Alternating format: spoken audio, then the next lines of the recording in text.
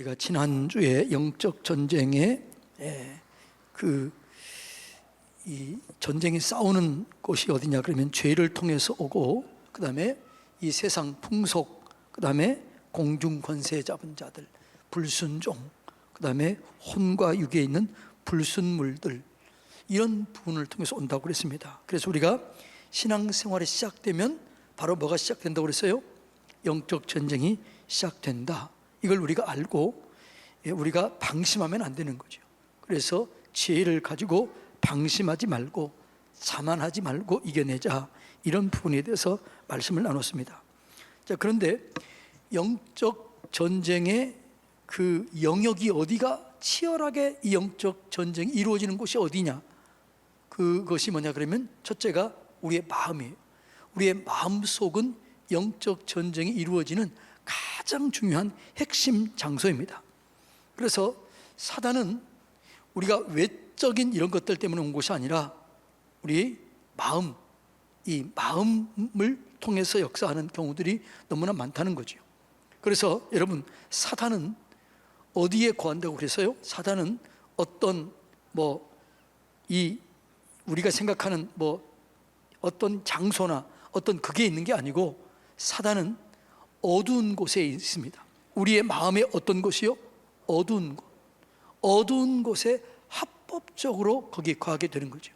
우리의 마음에 어두운 곳은 합법적으로 사단이 머물기 때문에 우리의 마음을 절대로 어둠에 두면 안 되는 거예요. 자, 이것을 성경 두 군데에 대해서 정확하게 표현하고 있는데, 첫째가 베드로 후서 2장 4절 먼저 볼까요? 베드로 후서 2장 4절 다 같이 읽어볼까요? 하나님이 범죄한 천사들을 용서하지 아니하시고 지옥에 던져 어두운 구덩이에 두어 심판 때까지 지키게 하셨으니, 그러니까 사단을 어디에 뒀다고요? 어두운 구덩이에 두어 어느 때까지요? 심판 때까지. 그러니까 어두운 구덩이, 여기는 합법적으로 사단이 거한다고 그랬습니다. 자, 유다서 1장 6절 우리가 늘 보았던 말씀이지요. 다 같이 읽습니다. 시작. 자기 처소를 떠난 천사들을 큰 날의 심판까지 영원한 결박으로, 이 흑암이 뭐예요? 어둠. 그러니까 흑암, 어둠에 합법적으로 사단이 거할 수 있는 권리가 있는 거예요. 여러분의 집 등기가 있으면 합법적인 권리가 있는 것처럼 사단은 합법적으로 그 어둠, 그 흑암, 거기는 합법적으로 거하게 된다는 거죠. 그래서 여러분, 우리의 마음속에 어둠을 두면은 합법적으로 거하기 때문에 절대로 우리의 마음을 어둠에 놓아두지 말고 빛으로 바꿔야 될 줄로 믿습니다. 그러니까 사단은 우리의 마음에 십자가에 못 박히지 않는 곳, 그러니까 어둠은 뭐냐 그러면, 어둠은 이런 현상적인 어둠이 아니고 뭐예요? 빛은 누구예요? 예수 그리스도잖아요. 예수 그리스도가 빛이기 때문에 영적으로는 예수님이 우리의 마음속에 점령하지 않는 곳, 예수님이 다스리지 않는 곳, 예수님이 영향력이 미치지 않는 곳, 여기에 오는 거죠. 그래서 여러분, 우리가 늘 우리의 모든 주권을 예수님께 맡겨야 되는 거죠. 하나님의 나라는 뭘 하나님의 나라라고 그러는 거죠? 하나님의 주권이 있는 것이죠. 하나님의 통치가 있는 것. 그러니까 나라에서 가장 중요한 것은 뭐라고요? 하나님의 통치, 하나님의 주권이 있는 거죠. 그러니까 여러분의 모든 삶의 영역을 하나님께 맡기면, 하나님의 주인이 되면 거기서 하나님께서 다스리시고 어둠을 이겨내게 될 것입니다. 그러니까 사업장을 하나님께 맡기면, 그리고 그 주님의 말씀에 따라서 사업장을 경영하면 거기가 뭐가 돼요? 빛이 돼요. 그래서 하나님께서 도와주시고 인도하시고 역사해 주시는 거죠. 근데 우리의 마음 속에도 내가 하나님께 드리지 못한 부분이 있어요. 그러니까 드리지 못해서 성화되지 않는 부분들, 그 부분들을 타고 오는 거예요. 그러니까 내가 죽었으면, 내가 죽고 내 안에 예수가 살아야 되는데, 내가 예를 들어 나를 어떤 것을 잠시 동안 위기를 극복하기 위해서 거짓말했다, 이거는 내가 살은 거예요, 죽은 거예요? 예? 내가 살기 때문에 거짓말한 거잖아요. 내가 혈기를 부렸다. 이거는 내가 사는 거예요? 내가 죽은 거예요? 그럼 이건 주님께 맡긴 거예요? 안 맡긴 거예요? 안 맡기는 거죠. 내가 미워하는 것은 내가 죽은 거예요? 사는 거예요? 이거 주님께 맡기지 않는 부분인 거죠. 그러니까 주님께 맡기지 않는 부분들, 원망, 불평은 주님께 맡기는 거예요? 안 맡기는 거예요? 안 맡기는 거예요. 그러니까 여기는 어둠이 들어오는 거죠. 그래서 어둠이 합법적으로 들어온 것은 하나님께 맡기지 않는 부분들, 거기에 합법적으로 사단이 어둠이 거하는 거죠. 그래서 여러분, 우리가 이런 것들을 원칙적으로 보면 하나님께 맡기지 않는 부분들이 어둠인데, 근데 이제 이것을 뭐죠? 원망이나 불평이나 두려움이나 이런 것들은 다 하나님께 맡기는 부분이 안 맡기는 부분이에요? 맡기지 않는 부분이죠. 교만 이런 거 하나님께 맡기지 않는 부분이잖아요. 그러니까 이런 부분을 통해서 내려온다라는 것을 우리는 깨달아야 될 줄로 믿습니다. 그러니까 사단은 우리가 빛에는 절대 들어오지 못해요. 예를 전기불을 딱 켜면은 어둠이 여기 있을 수 있어요, 없어요? 없는 거죠. 그러니까 빛이 계시면, 그러니까 어둠과 빛은 공존할 수가 없는 거지요. 예수님과 사단은 공존할 수가 없는 거지요. 그러니까 우리가 예수님께 맡기지 않는 부분, 그 부분을 사단이 틈타서 들어오는 거예요. 그래서 여러분의 모든 영역을 내 육신이라든가 내 마음, 생각 이런 것들을 주님께 맡기면 주님께서 빛으로 오시기 때문에 더 이상 공격을 받지 않게 되는 거죠. 그래서 예수님께서 뭐라고 그래요? 너의 마음이 빛이 어둡지 않은가 보라. 네. 너의 마음에 빛이 어둡지 않은가 살펴보라. 이렇게 얘기한 거죠. 그래서 여러분들이 이 어두운 부분, 이 부분을 통해서 사단이 합법적으로 들어온다라는 것이죠. 그래서 이걸 잘 이겨내시기를 주님의 이름으로 축복합니다.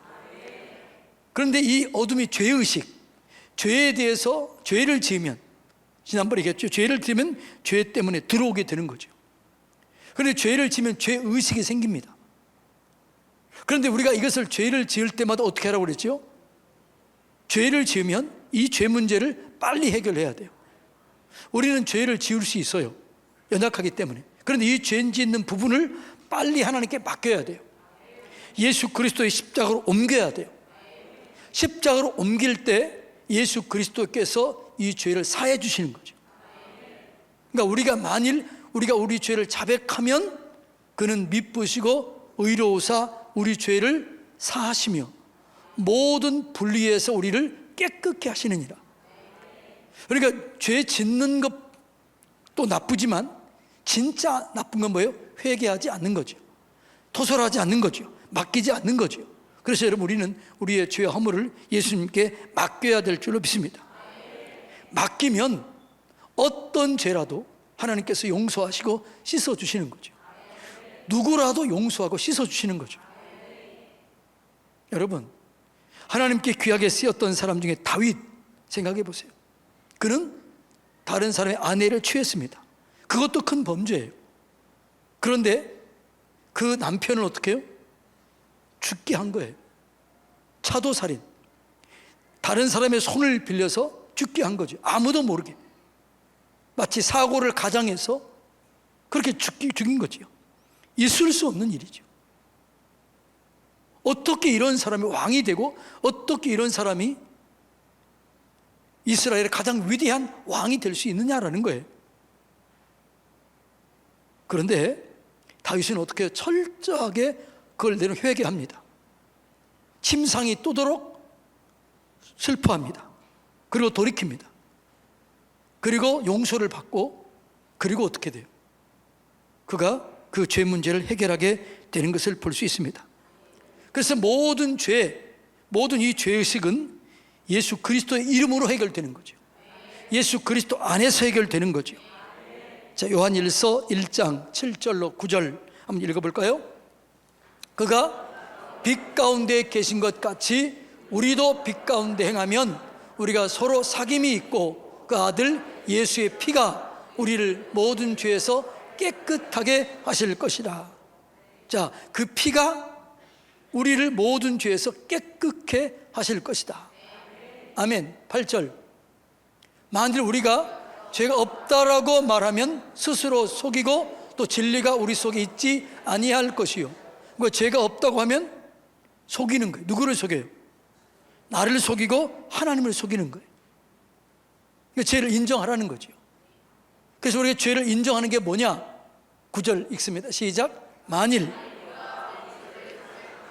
자백한다는 게 뭐지요? 스스로 인정하는 거예요. 내가 이런 죄를 지었습니다. 그걸 인정하는 거예요. 인정. 자백하면 그는 미쁘시다는 말이 무슨 말일까요? 신실하다. 약속의 말씀을 지키신다. 그 약속의 말씀이 뭐예요? 예수 피로 우리를 정결케 하셨다. 우리가 자백하면 용서해 주신다. 이게 약속의 말씀이에요. 그는 미쁘시고 의로우사 우리 죄를 사하시며 우리를 모든 불의에서 깨끗하게 하실 것이요. 그러니까 우리가 어떤 죄를 지어도 그 죄를 가지고 주님께 나와서 그걸 자백하고 인정하고 돌이키면 하나님이 용서해 주시는 거죠. 이것을 여러분 깨달으시길 바랍니다. 그러니까 죄를 짓고 죄의식에 빠져서 낙심하고 절망하지 말고, 죄를 지었으면 그걸 빨리 주님께 나가야 돼요. 하나님, 내가 이렇게 연약합니다. 내가 이렇게 부족합니다. 내가 이렇게 연약해서 또 넘어졌고 또 죄를 지었습니다. 그렇게 주님께 지을 때마다 그 죄를 가지고 나가야 되는 거죠. 그리고 그걸 주님의 십자가로 올려놓아야 되는 거죠. 그리고 그 십자가의 은혜를 내가 누리는 거죠. 아, 내 죄가 이렇게, 내 이런 주홍같이 붉은 죄가 예수의 피로 씻어졌구나. 이걸 내가 깨달아야 되는 것이죠. 그럴 때 우리가 흑암의 권세에서 하나님의 나라로 옮겨지게 되는 거죠. 죄를 지면 흑암이에요. 근데 예수 그리스도의 보혈의 피 안에서 우리는 이 사랑의 나라로 옮겨지게 된 거예요. 골로새서 1장 12절로 13절 다 같이 읽어볼까요? 우리로 하여금 빛 가운데서 성도의 기업의 부분을 얻기에 합당하게 하신 아버지께 감사하게 하시기를 원하노라. 그가 우리를 흑암의 권세에서 건져내사 그의 사랑의 아들의 나라로 옮기셨다. 그러니까 우리가 죄 가운데 있으면 죄를 지면 흑암이에요. 그런데 예수 그리스도의 피, 그 보혈의 피의 은혜로 우리를 건져내사 하나님의 사랑의 아들의 나라로 우리를 옮긴 거죠. 그래서 여러분이 지금 어떤 죄가 있다 할지라도 그 죄를 하나님 앞에서 자백하고 그걸 토설하고 십자가로 옮겨 놓으면 하나님이 그 죄를 용서하는 거죠. 어떤 죄라도 용서하는 거죠. 만약 여러분들 이런 생각을 하면 내 이 죄는 용서받을 수 없어.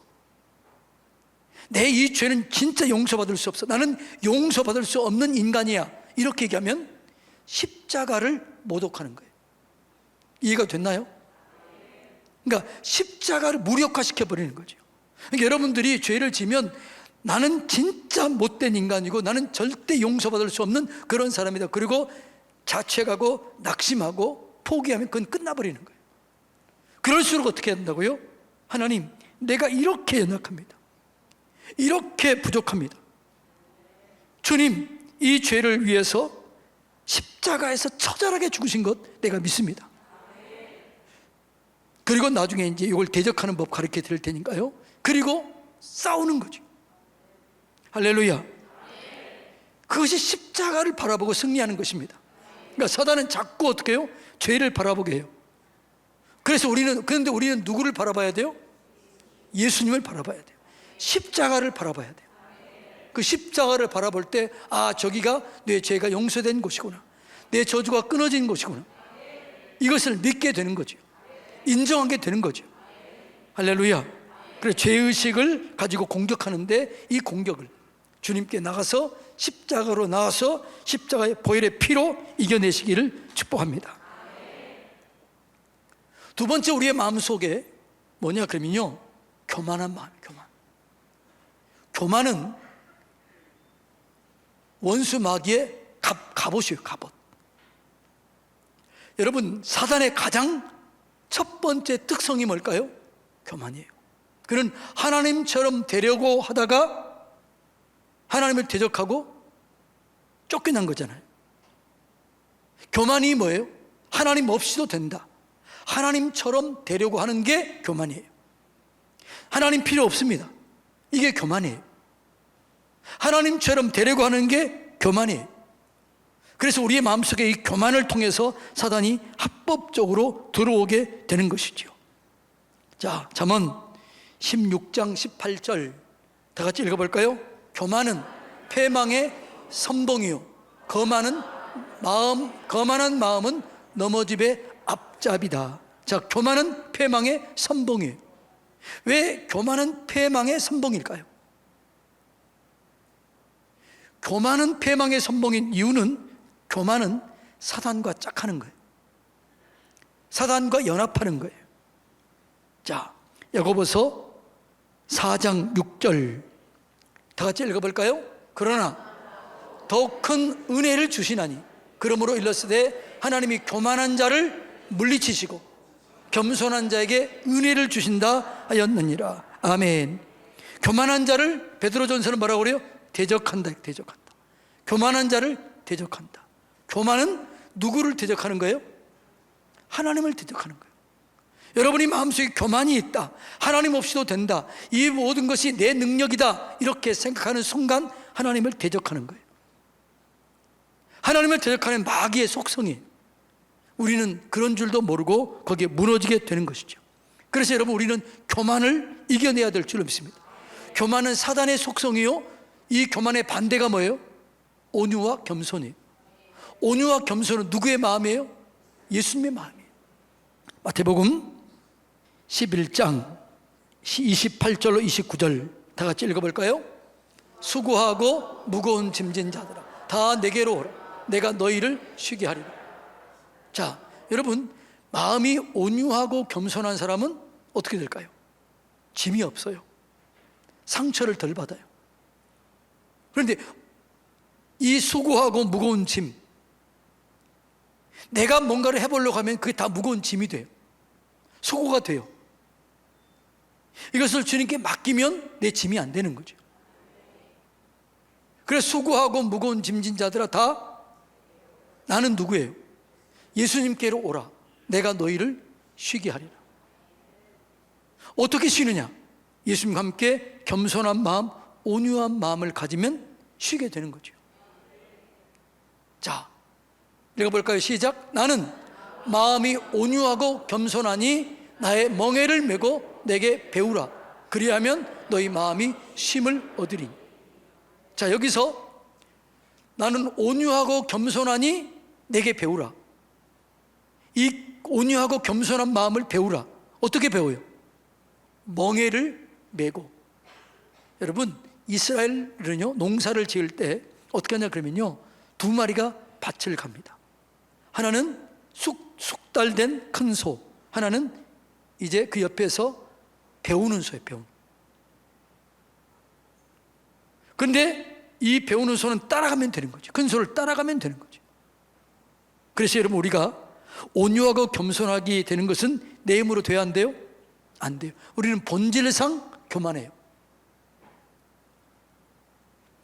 본질상 여러분들이 누구한테 충고하거나 여러분 누구한테 어떤 얘기를 들으면 기분 좋아야 나빠요? 예? 솔직히 얘기해 보세요. 기분 좋아야 나빠요? 왜 그럴까요? 우리 속에 교만이 있기 때문에 그러는 거죠. 그러니까 본질상 우리는 교만해요. 왜요? 우리는 죄 가운데 무너진 자였기 때문에. 그런데 여러분, 우리가 예수님과 함께하면 겸손해지는 거죠. 그 겸손과 온유는 예수님에게서 배울 수밖에 없는, 다른 사람에게 배울 수가 없어요. 여러분, 저는 겸손한 것 같아요? 교만한 것 같아요? 땡이에요.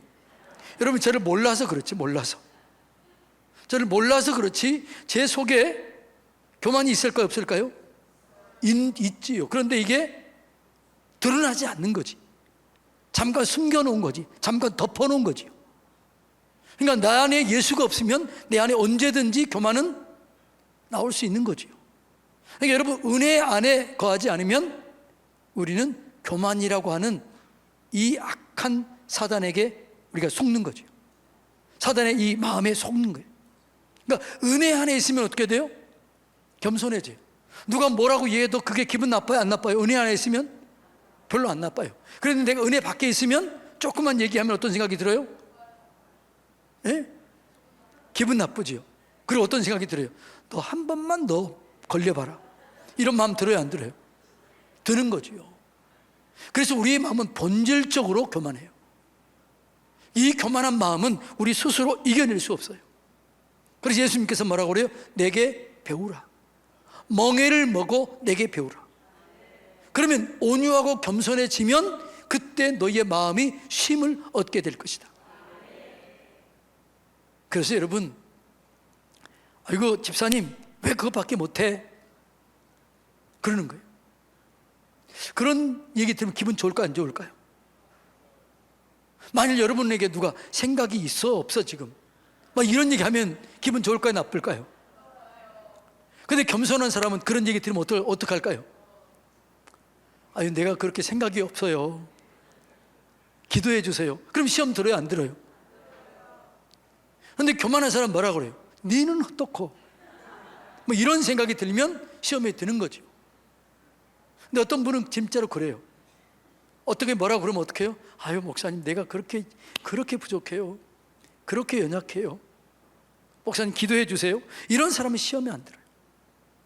이런 사람 무거운 짐이 없어요. 그래서 여러분 온유하고 겸손한 사람은요 짐이 없는 거죠. 쉼을 누리는 거죠. 그런데 이 겸손한 마음은 예수님밖에 없다는 거죠. 그는 근본 하나님과 번체셨으나 동등됨을 취할 것으로 여기지 아니하시고 자기를 복종시켜서 인간의 몸으로 오신 거죠. 그게 겸손이에요. 할렐루야. 자, 그래서 이 사단은 우리의 마음속에 교만한 마음을 갖게 해서 우리를 공격합니다. 교만한 마음이 드는 순간 우리는 영적 전쟁에서 패하게 되는 거죠. 내가 어떤 사람 나를 알아주지 않는다. 목사를 이렇게 대하는 거야? 장로를 이렇게 대하는 거야? 권사를 이렇게 대하는 거야? 아니 구역장을 이렇게 대하는 거야? 이런 마음이 드는 순간 어떻게 돼요? 마음이 불편해지는 거죠. 이걸 사단이 노리는 거죠. 이걸 이겨내는 방법은 겸손밖에 없습니다. 겸손으로 이겨내야 될 줄로 믿습니다. 그러니까 이 교만한 마음이 들려고 할 때 예수님은 죽기까지 복종했다. 나는 죽지는 아직 안 죽었잖아. 이런 마음을 가질 때 이겨내게 될 줄로 믿습니다. 그 다음에 사단이 공격하는 것은 뭐냐 그러면 두려움이에요. 두려움. 두려움을 통해서 우리를 공격하는 거죠. 그러니까 우리의 마음속에 뭐라고요? 죄의식, 그 다음에 뭐라고요? 교만, 그 다음에 뭐예요? 두려움. 근데 두려움은 누구에게는 있어요 없어요? 있는 거죠. 그래서 성경은 두려워하지 말라 이 말을 몇 번 했다고 그래요? 올해 같은 때를 위해서 그런 거예요. 올해가 몇일이에요? 오늘이 어제가 뭐예요? 29일이었잖아요 366일이에요 올해는. 그러니까 366번이 기록된 거예요. 두려움이 매일매일 오는 거죠. 그런데 그 두려움에 빠져버리면 무너지는 거예요. 두려움에 빠지는 순간 거짓말하게 되고 위기를 벗어나기 위해서 내 생각으로 거짓을 꾸며내는 거죠. 아브라함이 그렇게 아내를 자기 누이라고 속이는 이유가 뭐예요? 두려움이에요. 두려움. 그전에는 그 아내가 이쁜 것이 자랑이었을까요? 수치였을까요? 그 아내가 이쁘면 불편해요? 좋아요? 넌 결혼도 안 해봤잖아. 좋은 거지. 그런데 두려움이 오니까 그 마음속에 뭐가 들어오는 거예요? 두려움이 딱 드는 순간 아내가 이쁜 게 불편해지는 거예요. 그래서 뭐라고 그래요? 여보, 당신 왜 그렇게 이쁘게 생겼어? 당신 때문에 이제 내 죽을 수도 있다. 이렇게 얘기하잖아요. 그리고 너 누이라고 해라. 이렇게 거짓말 하잖아요. 두려움이 그렇게 가져오는 거예요.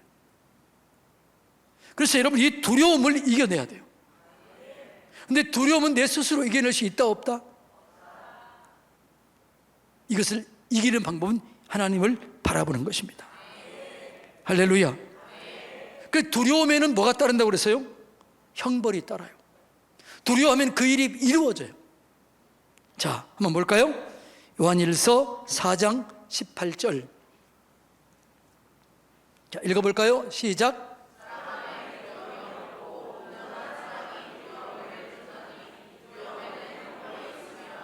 두려워하는 자는 사랑 안에서 온전히 이루지 못하느니라.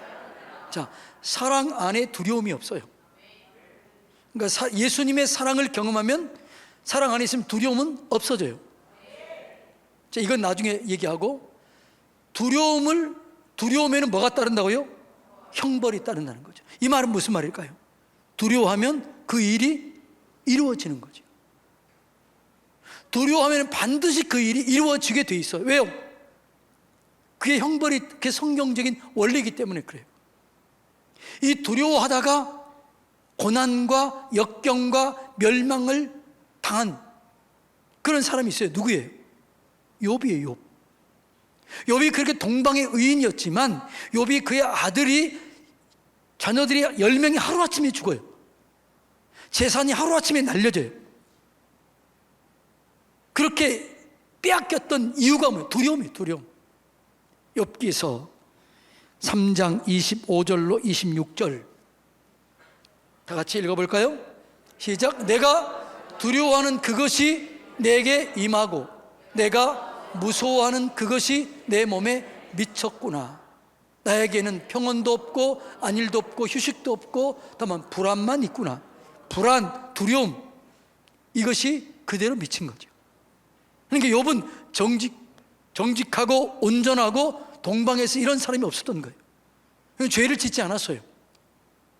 그는 겸손한 사람이었어요. 온유한 사람이었어요. 그런데 그는 뭐 했다고요? 두려움 속에 있었던 거죠. 내가 두려워하는 그것이 내게 임하고 무서워하는 그것이 내 몸에 미쳤구나. 절대로, 그래서 뭐라고요? 두려워하지 말라는 거죠.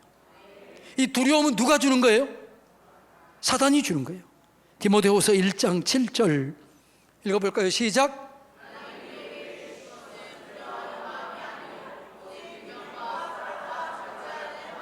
자, 그러면 하나님이 우리에게 주신 것은 두려워하는 마음이 아니에요.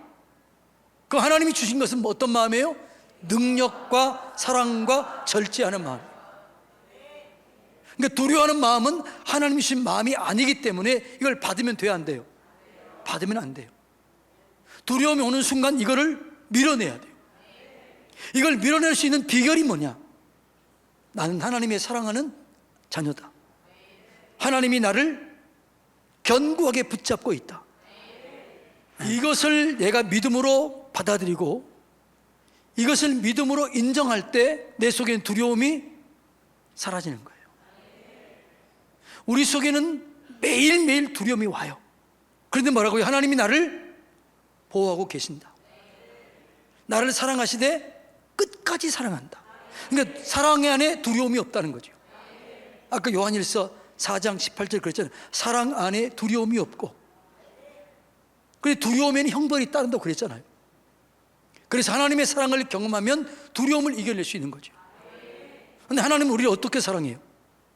자, 요한복음 13장 1절 다 같이 읽어볼까요? 시작. 유월절 전에 예수께서 자기가 세상을 떠나 아버지께로 돌아가실 때가 이른 줄 아시고 세상에 있는 자기 사람들을 사랑하시되 뭐라고요? 끝까지 사랑한다. 하나님이 여러분을 사랑하는데 어떻게 사랑한다고요? 끝까지 사랑해요. 옆에 사람 인사합시다. 하나님이 우리를 끝까지 사랑하십니다. 할렐루야. 이것이 믿어지면 두려움이 없어지는 거죠. 두려움을 이기는 거죠. 그러니까 이것이 희미해지니까 두려움이 오는 거죠. 하나님이 나를 어떻게 한다고? 생명사계로 보호하고 있다는 거죠. 이건 이해가 안 되죠. 이건 어떻게 사람으로는 안 돼. 이건 이런 거죠. 하나님이라고 그러면 나를 이렇게 보호하고 계시는 거죠.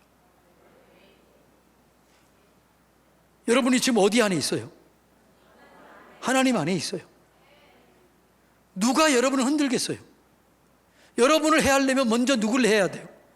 하나님을 해야 돼요. 하나님이 해할 수가 없는 거죠. 이걸 믿으시기를 주님의 이름으로 축복합니다. 그럴 때 이 두려움을 이길 수 있는 방법은 하나님이 나를 사랑한다. 내가 하나님 안에 있다. 성부, 성자, 성령님이 나를 보호하고 계신다. 자, 로마서 8장 35절로 39절 다 같이 읽어볼까요? 누가 우리를 그리스도의 사랑에서 끊으리요? 환난이나 곤고나 박해나 기근이나 적신이나 위험이나 칼이랴. 이런 것들로 하나님을 사랑해서 끊을 수 있다 없다? 없다라는 거죠. 자, 하나님의 사랑에서 이런 것으로 끊을 수 없는데, 그런데 끊을 수 없지만 우리들의 삶 속에 36절과 같은 이런 때가 있을 수 있다는 거죠. 자, 읽어볼까요? 시작. 기록된 바 우리가 종일 주를 위하여 죽임을 당하게 되며 도사를 양같이 여김을 받았나이다 함과 같으니라. 종일토록 죽을 것 같고 도사를 양처럼 그렇게 바로 죽음의 직전까지 이룰 수 있다 없다? 있을 수 있다는 거죠. 그럴 수 있다는 거죠. 그럴 때 낙심하지 말고 두려워하지 말고 절망하지 말라는 거죠. 왜 그러냐? 37절. 그러나, 자, 그런 때가 있을 수 있다는 거죠. 그럴 수 있다. 어려운 일을 당할 수 있다. 그러나 이 모든 일에 우리를 사랑하시는 이로 말미암아 우리가 넉넉히 이기느니라. 이걸 믿으시라는 거죠. 이런 일이 있을 수 있다. 그러나 넉넉히 이긴다. 38절. 내가 확신하노니 사망이나 생명이나 천사들이나 권세자들이나 현재일이나 장래일이나 능력이나 높음이나 깊음이나 다른 어떤 피조물이라도 우리를 우리 주 그리스도 예수 안에 있는 하나님의 사랑에서 끊을 수 없다. 할렐루야. 이것이 믿어져야 돼요. 이것을 믿어야 돼요. 이것을 믿을 때 두려움이 사라지는 거죠. 이것이 믿어질 때 두려움이 떠나가는 거예요. 할렐루야.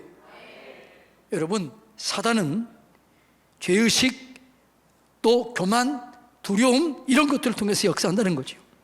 예. 근데 이걸 이겨내는 거죠.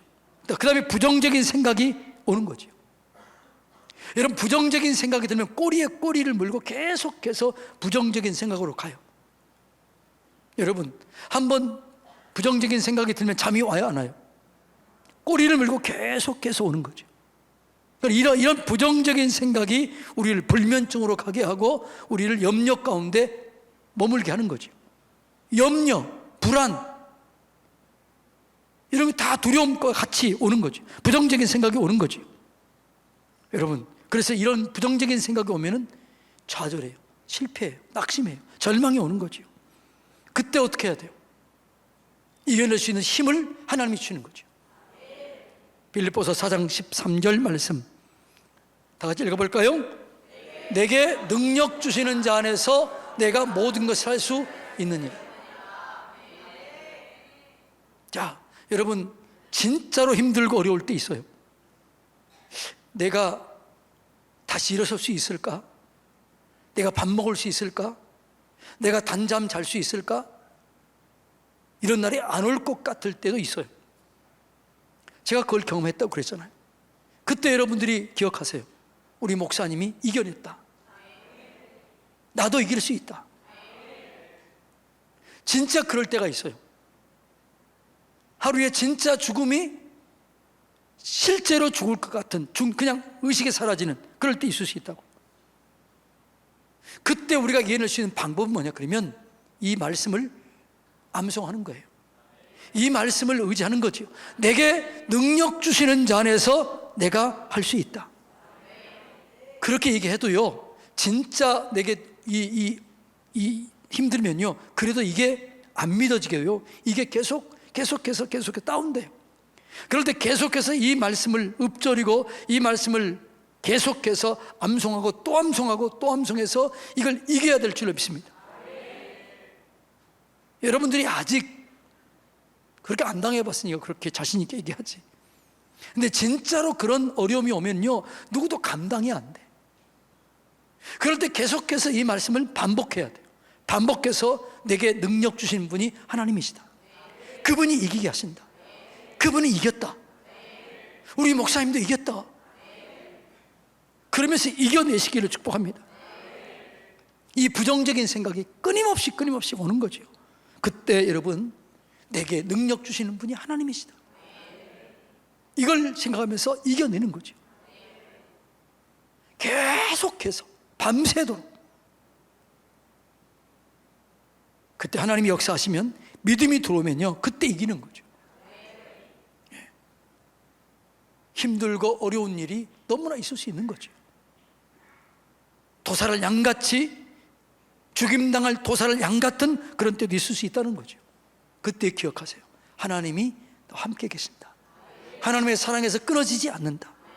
하나님 나를 끝까지 사랑하신다. 나는 하나님의 생명 싸개 안에 있다. 이것 가지고 이겨내시기 바랍니다. 과거의 상처가 있을 수 있어요.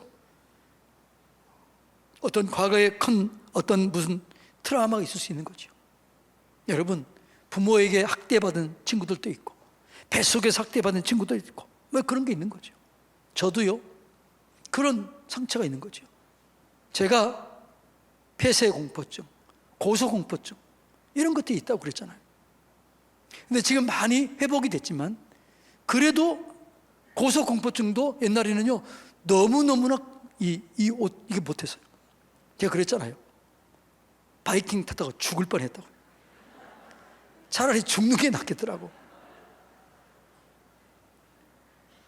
어떨 땐 이렇게 지금도 비행기 가운데 타면요, 불편해. 좁은 데 가면 불편해. 그래서 제가 이번에 그 대리운국에 갔을 때요, 이번에 저는 안 들어갔어요. 그 불편한 거죠. 그러니까 왜 그러느냐? 제가 태어났을 때, 태중에 있을 때 저희 어머니가 저를 40에 낳는데, 옛날에 노산이잖아요. 그때 내가 안 나오니까 나를 죽이려고, 죽여서 찢어서 빼내려고 그런 거예요. 그래서 그 죽일 사람을 데리고 오는데 내가 태어난 거예요. 그래서 저를 마을 사람들이 저를 야단수가 뭐예요? 야단스럽게 태어났다고 그래요. 야단수였어요. 그러니까 사단이 방해한 거지요.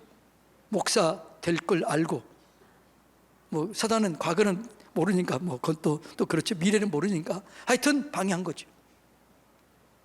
근데 내가 그 속에서 그걸 느꼈을까요? 못 느꼈을까요? 느꼈겠죠. 죽음의 위기를 얼마나 느꼈겠어요. 그 말도 못하고 방어 무기가 하나도 없었는데 그걸 오롯이 다 받은 거죠. 그런 상처가 있을 수 있다는 거죠. 여러분도 모르는 그런 상처, 과거의 상처, 그런 상처들이 오늘 내게 영향을 끼칠 수 있는 거지요. 그런데 여러분, 그때 이제 제가 내적 치유할 때 이걸 가르쳐 주는데, 그때 하나님이 거기 계실까 안 계실까요? 계신 거예요. 하나님은 알파와 오메가예요. 우리는 과거지만 하나님은 현재예요. 그 속에 들어가서 하나님을 만나면 하나님이 나를 보호해 주시는 걸 그때 경험하는 거죠. 그리고 나는 이제 누구죠? 그리스도 안에 있으면 새로운 존재예요. 과거에 어떤 트라우마, 어떤 상처, 어떤 죄, 어떤 것이 있다 할지라도 그것 때문에 내가 묶여 있으면 안 돼요. 누구든지, 자, 고린도후서 5장 17절 다 같이 읽어볼까요? 시작. 그런즉 누구든지 그리스도 안에 있으면 새로운 피조물이라, 이전 것은 지나갔으니 보라 새 것이 되었도다. 과거에 여러분이 어떤 것을 했더라도 그것 때문에 무너지거나, 그것 때문에 눌림받거나, 그것 때문에 창피하거나, 그것 때문에 부끄러워하지 마세요. 우리는 예수 그리스도 안에서 새로운 피조물입니다. 새로운 존재입니다. 새롭게 태어난 겁니다. 하나님이 새롭게 인정하십니다. 그걸 내가 믿어야 돼요. 자, 여러분, 다시 옆에 인사합시다. 우리는 새로운 피조물입니다. 할렐루야. 그러니까 여러분이 과거 어떤 대우를 받았든지 상관없는 거죠. 주님 안에 있으면 새로운 피조물이 되는 거예요. 새로운 존재가 되는 거예요. 그러니까 여러분들이 과거의 상처 때문에 눌릴 수 있다고요.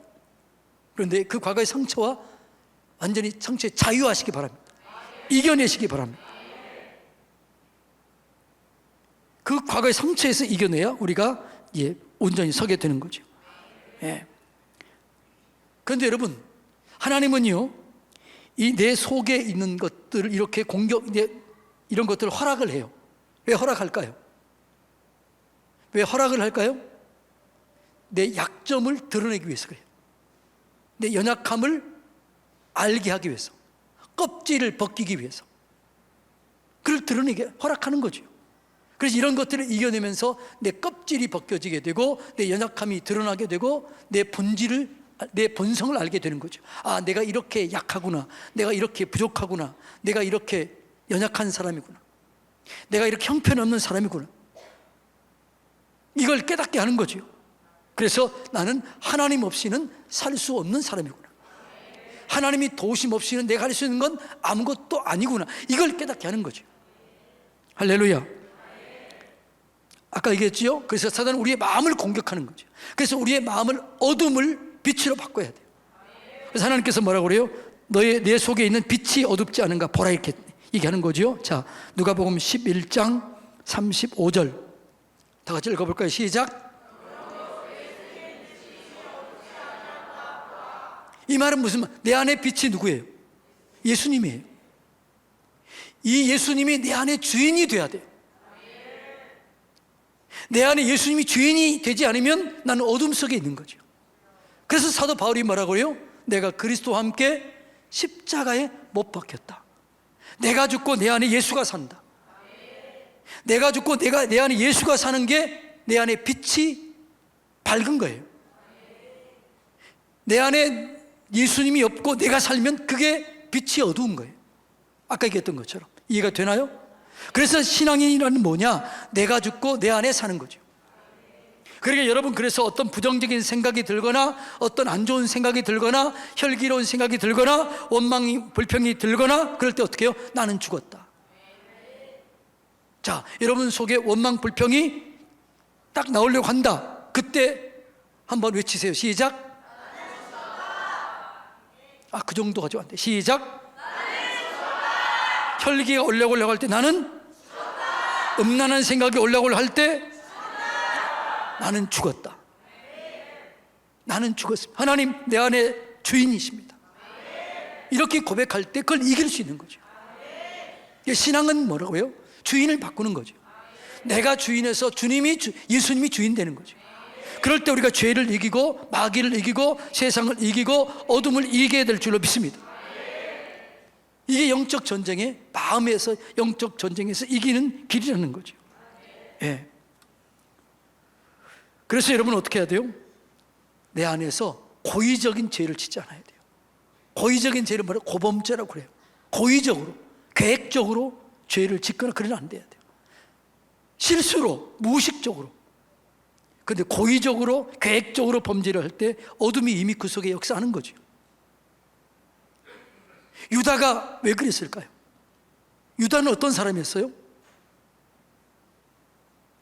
유다가 어떤 사람이었나요? 그는 도적이라. 돈꾀에서 돈을 뭐라고 나와 있어요? 훔쳐갔다, 이렇게 얘기하잖아요. 유다가 그렇게 됐던 것은 그냥 그렇게 한 게 아니고 뭐라고요? 그는 유다가 막 한 여인이 300데나리온의 향유를 가져 깨뜨렸잖아요. 그러니까 유다가 뭐라고 그러잖아요. 왜 이걸 허비하느냐? 그때 성경은 뭐라고 그래요? 그는 도적이라. 돈께서 괴를 훔쳐감이라. 계획적으로 그렇게 했다는 거죠. 고범죄를 지은 거죠. 여러분, 그래서 우리가 계획적인 범죄, 고범죄, 알고도 지은 죄, 이걸 끊어버리지 않으면 사단에게 속는 거예요. 끊어버려야 될 줄로 믿습니다. 근데 잘 끊어지지 않을 수 있다는 거죠. 그때 나는 죽었다. 시작. 다시. 나는 죽었다. 나는 죽었다. 나는 죽었다. 계속해서 외치세요. 나는 죽었다. 나는 죽었다. 나는 죽었다. 주님이 내 안에 주인이 되십니다. 이렇게 고백할 때 역사가 이루어지게 되는 것이죠. 그러니까 우리의 영혼은 여호와의 등불이에요. 자, 잠언 20장 27절 읽어볼까요?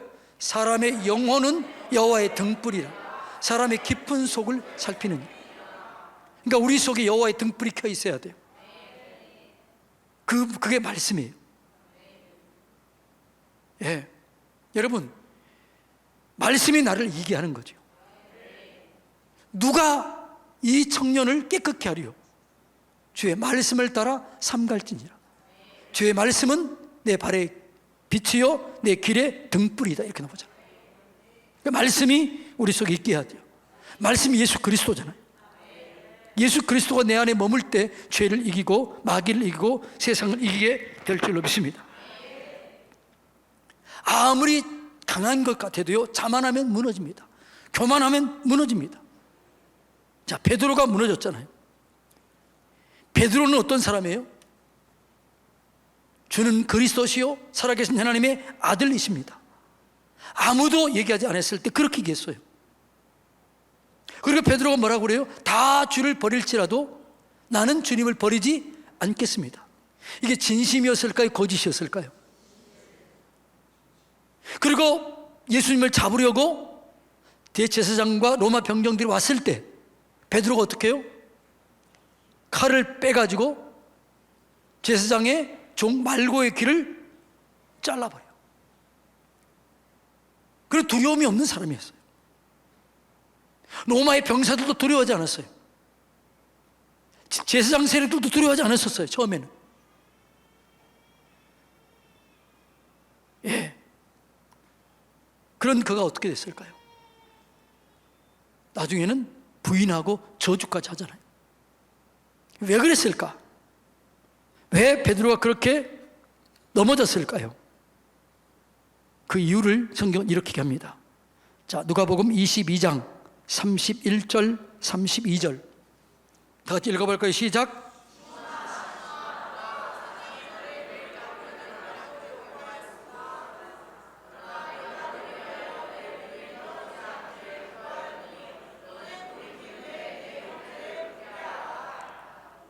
예수님이 딱 시몬을 보니까 저 그 앞에요. 시몬아 시몬아 보라, 사단이 너를 밀가부로 타려고 너를 요구하고 있다. 예수님의 눈에는 사단이 보여요, 안 보여요? 베드로 눈에는요, 안 보여요. 그러면 이 사단이 왜 베드로에게 그렇게 역사했을까요? 베드로가 틈을 줬을까요, 안 줬을까요? 예? 어떻게 틈을 줬을까요? 누가복음 22장 24절 읽어볼까요? 시작.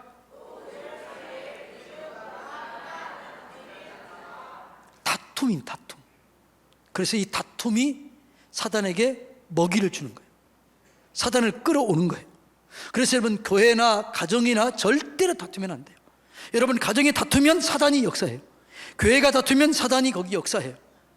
그래서 뭐라고요? 절대로 다투면 안 되는 거죠. 그 다툼 속에서 누가 성질을 제일 많이 냈겠어요? 누가 냈겠어요? 만일 예를 들어서 부목사하고 저하고 주목사하고 저하고 싸운다 그러면 누가 제일 성질 내겠어요? 예?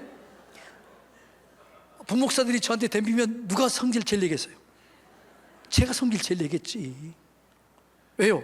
아니, 담임 목사한테 그러니까 부목사들이 얼마나 큰 성질 얼마나 내겠어요? 제 앞에서 못 내지. 제자들이 선임 제자가 수제자가 누구였어요? 베드로였잖아요. 그러니까 누가 높으냐 그러니까 아니 이것들이 누가 성질 제일 많이 했겠어요?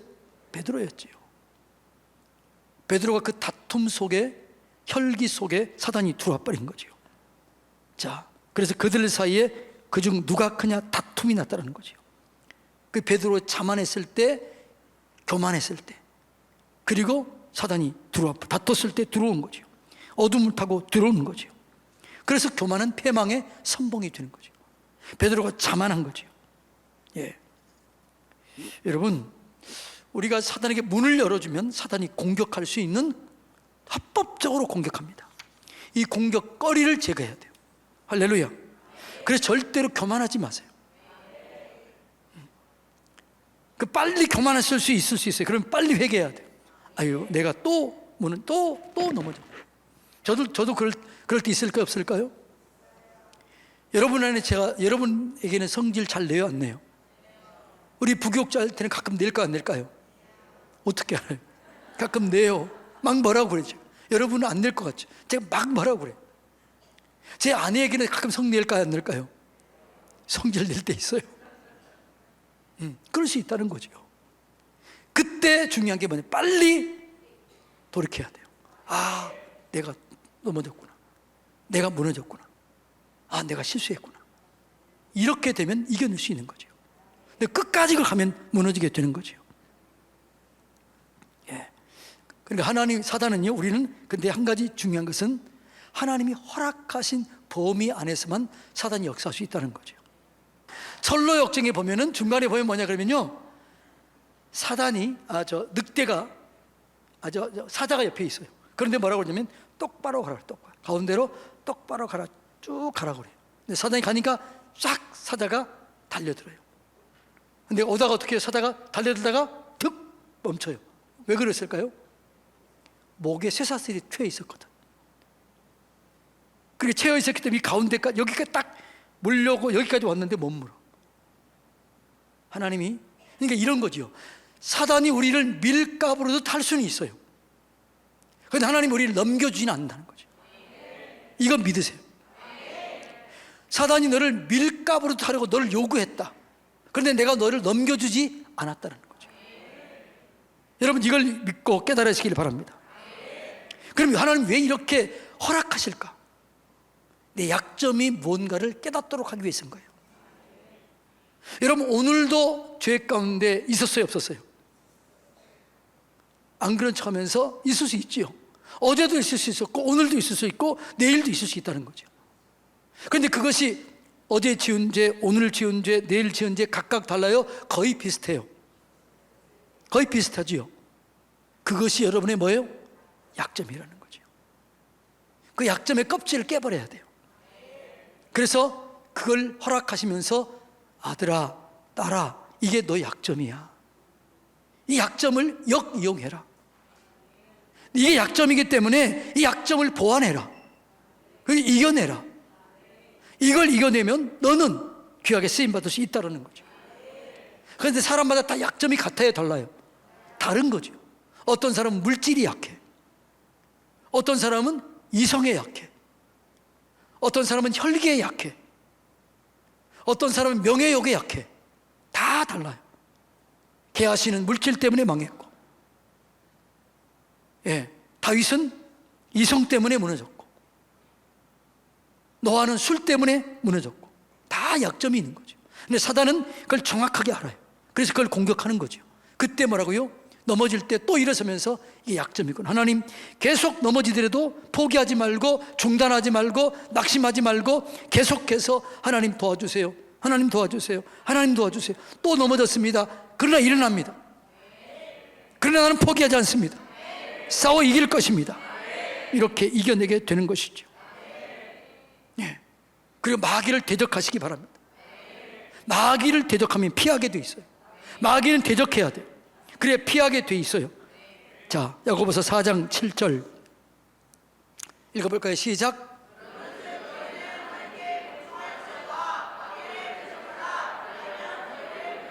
아멘. 마귀는 대적해야 돼요. 마귀님 도와주세요. 제발 이러지 마세요. 왜 이러세요? 이러지 마세요. 예수 그리스도 이름의 권세를 가지고 명하노니 떠나갈지어다. 이 더러운 사단은 떠나갈지어다. 이 혈기 약한 영 떠나갈지어다.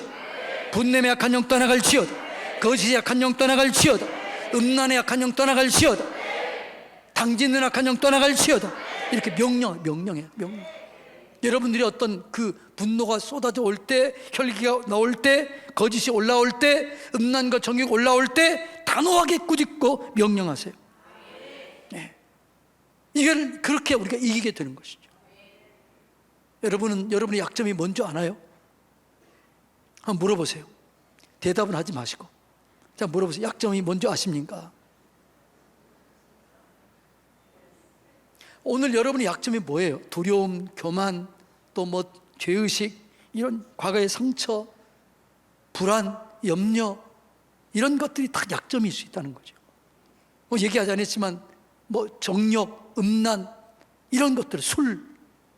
그래서 여러분이 약점이 있으면 그 약점을 한번 딱 되는 순간 무너져요. 그걸 이겨내시기를 축복합니다. 그래서 우리는 내게는 이겨낼 수 있다? 너 이겨낼 수 없어요. 나는 이겨낼 수 있어. 나는 이거 한 잔 정도, 아니 그 한 잔이 끝내버리는, 그 한 잔이 망하게 하는 거죠. 여러분 그래요 안 그래요?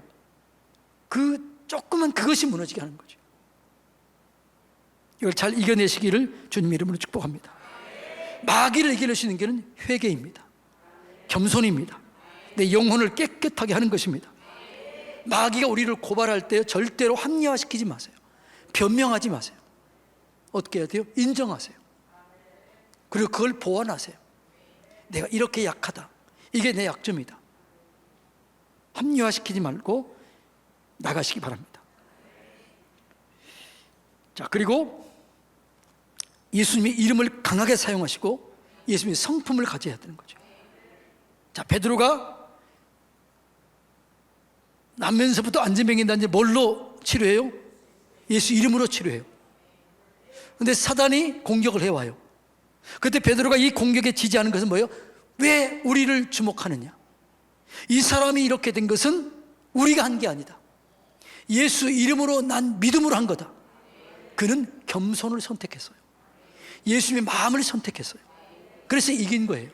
그래서 영적 전쟁은 예수 이름으로 시작해서 예수님의 성품으로 끝나는 거예요. 예수님의 성품을 가질 때 우리는 이기게 되는 것이죠. 그래서 여러분 자신을 말씀에 복종시키시기 바랍니다. 말씀을 의지하시고 말씀에 복종할 때 그 말씀이 나를 이기게 하는 거죠. 내가 말씀을 끌어가는 것이 아니라 말씀이 나를 끌고 가는 거죠. 말씀이 나를 이기게 하는 거죠. 말씀과 함께 넉넉히 이겨내시기를 주님의 이름으로 축복합니다.